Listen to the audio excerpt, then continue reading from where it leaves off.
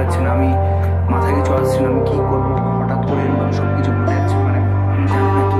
হ্যাঁ আমি জানি তুই চিন্তা করছিস, কিন্তু একটু আশা রাখ, কাকু ঠিক হয়ে যাবেন।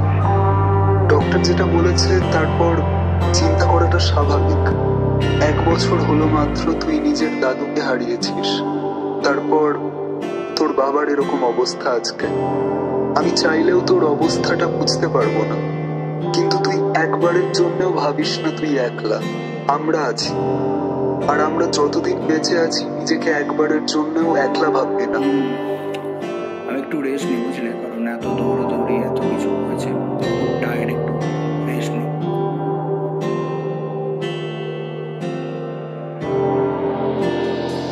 কত না বলা গল্পগুলো শুধু স্মৃতির টুকরোর এক অংশই রয়ে যায়। যে জন নিজের হারিয়েছিল তার নীরবতাতেই শত শব্দেরা ভাষা পায়। তাই নিজেকে প্রশ্ন করি আর ব্যক্তহীন থেকে ধিক্কারে কাতরাই।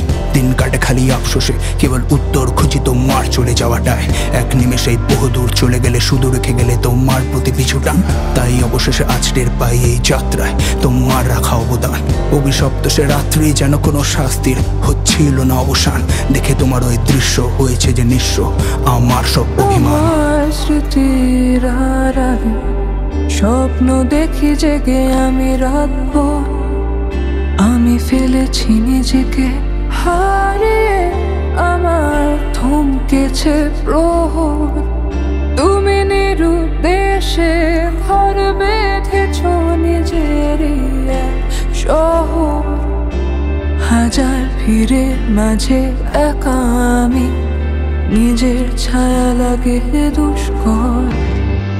জীবন আজ থমকে দাঁড়িয়েছি, বাস্তবগুলো মিথ্যে দিয়ে বানানো। শূন্য তাকে করেছি নিজের, কারণ অভ্যেস শুধু আমার মানুষ হারানো। বলেছিলে মেপে চলা শেখ, ছেলেরা হয় দায়িত্ব দিয়ে বাঁধানো। স্বার্থপর হয়েছে নিজের সাথে, মেপে চলি প্রতীক খুচরো তাই এখনো। আজ চেনা মুখগুলো লাগে থাকা সে তো মায়ের ছাড়া শহরেতে। তাই এক অংশ নিজের দিয়েছে পুড়িয়ে সে দিন তোমার সাথে। আর তাই বুঝেছি মর্ম আমি মাথা থেকে ছাদ হারাতেই। অর্থে তার মূল্য নেই, শুধু মূল্য তার পাশে থাকাতে।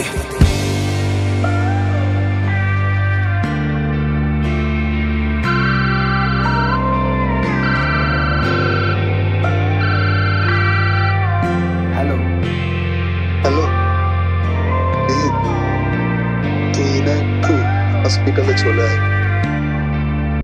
কাকু এক্সপায়ার করে গেছে।